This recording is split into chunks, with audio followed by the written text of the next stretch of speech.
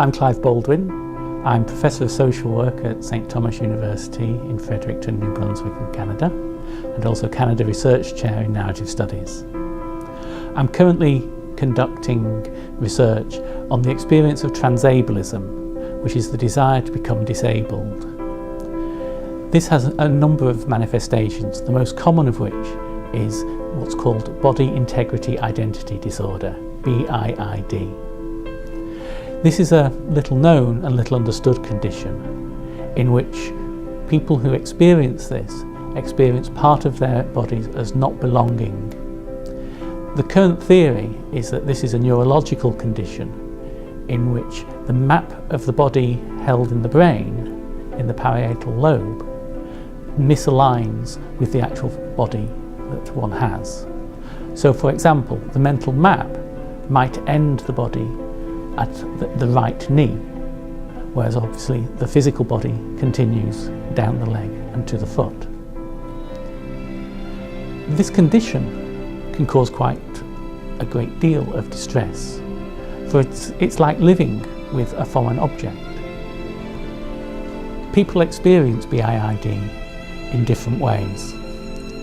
Some people experience it as a desire for an amputation, to bring the physical body into alignment with their mental map. Others desire paralysis. Still others seek blindness or deafness. These feelings can be the source of really quite serious distress, and people seek ways of managing it or achieving the impairment that they desire. In terms of management, people might pretend.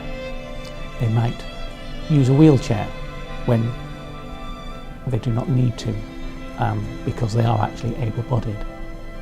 They may incapacitate part of their body through the use of a cast, or perhaps tying their leg up behind their back so that they appear as an amputee. Others actually seek out the desired disability. Some do this by seeking it to be done through medical means. Very often this is not achievable through the medical channels available. So they damage themselves in the expectation that the doctors will be then forced to, say, amputate a leg. There are cases of people putting their leg in dry ice until it is frozen, so that the doctor then is forced to amputate. Other people have shot themselves in the leg in order to facilitate that amputation. Others try to find a doctor who will do it, usually in a different jurisdiction, who for a fee will amputate the limb. And still others will attempt to amputate for themselves. For example, one gentleman that I interviewed in my research removed an arm using a saw. My research seeks to understand what it is like to live with this condition. I've interviewed 45 people with BIID about how it impacts their lives, their relationships, their work life, their day-to-day living.